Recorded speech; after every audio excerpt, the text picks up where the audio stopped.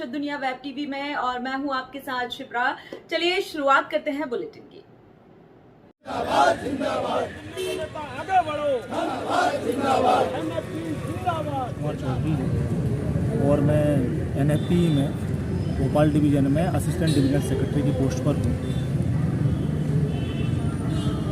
क्या मामला है, क्या किस वजह से आपको जो तबादला कर दिया गया, इसकी क्या वजह रही? बात तबादले की नहीं है, मैं एज ए थर्ड पर्सन बात करूँगा क्योंकि मैं यूनियन लीडर भी हूँ।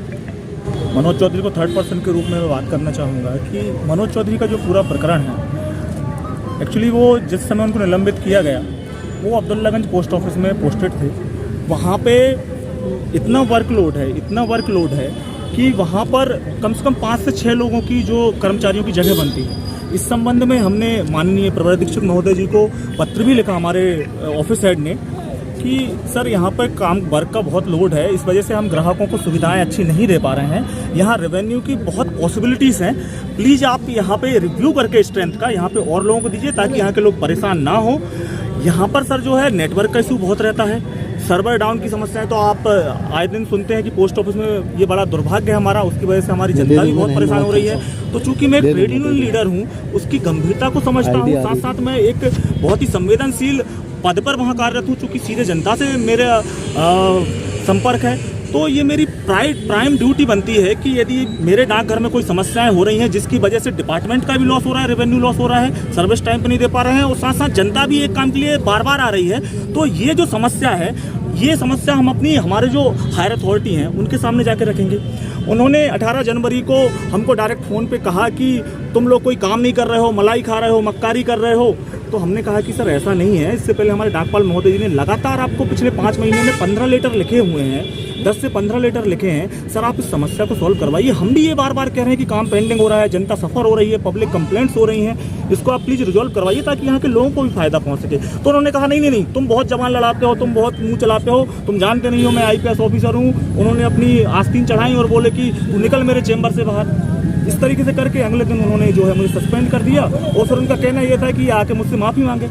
तो मैंने कहा कि सर माफ़ी किस चीज़ की, हमने तो जो जनरल समस्या है वो आपके सामने नहीं रखेंगे तो कहाँ रखेंगे। उसके बाद फिर उन्होंने द्वेषपूर्ण तरीके से मुझे 75 किलोमीटर दूर ललरिया में भेज दिया।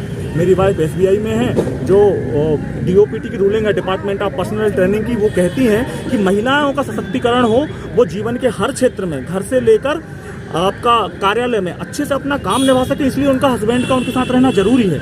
इसलिए उन्होंने रूलिंग बनाई है कि जितना संभव हो दोनों को एक जगह पर रखना है, और यदि ऐसा संभव नहीं है तो एम्प्लॉय को रीजन आप कम्युनिकेट करना है, क्यों नहीं रख पा रहे हैं। तो हमने यही मांग माननीय SSP महोदय जी से की, हायर अथॉरिटी से की, और पिछले 6 मिला अभी तक आपको? कहीं से कोई हमको पत्र नहीं मिला है, कोई जवाब नहीं दे पा रहे हैं, कुल मिला के वहाँ से कोई जवाब नहीं आ रहा है। यही बहुत दुखद घटना है। उसके बाद हमने निराश होकर जब कहीं से हमको कोई न्याय नहीं मिला तो माननीय महामहिम महोदया जी से, द्रौपदी मुर्मू जी से, जो कि आज भोपाल में भी आई हैं, उनसे निवेदन किया कि जब कहीं कोई सुनवाई नहीं होती है तो हमको जीवन समाप्त करने की अनुमति दे दी।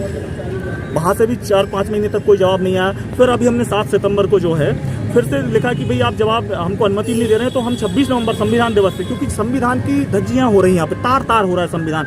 एक छोटे से कर्मचारी को सारे अधिकारी मिलकर परेशान कर रहे हैं, तो हम भाई आमरण भूख हड़ताल पे 26 नवंबर से संविधान दिवस से बैठते हैं, क्योंकि संविधान में हमारी बहुत गहरी आस्था है। भगत सिंह जी के हम भक्त हैं, बहुत बचपन से पढ़ा है। तो इस दिन के लिए उन्होंने यदि इस तरीके से तानाशाही अधिकारी करेंगे तो फिर अंग्रेजों के अंडर में भी हम कोई बुरे नहीं थे, क्योंकि आज हालत हमारी वो ब्रिटिश जैसी है। ब्रिटिश टाइम का हमारा डिपार्टमेंट है, वही सारी तानाशाही अधिकारियों की चल रही है। तो जब एक ट्रेड यूनियन लीडर को न्याय नहीं मिल पा रहा है तो बाकी कर्मचारियों के साथ क्या होता होगा, इसका आप अंदाजा लगा सकते हैं। ठीक। अभी के बुलेटिन में इतना ही। ताजा तरीन अपडेट्स के लिए बने रहिए अक्षत दुनिया टीवी के साथ। अभी के लिए मुझे दीजिए इजाजत। नमस्कार।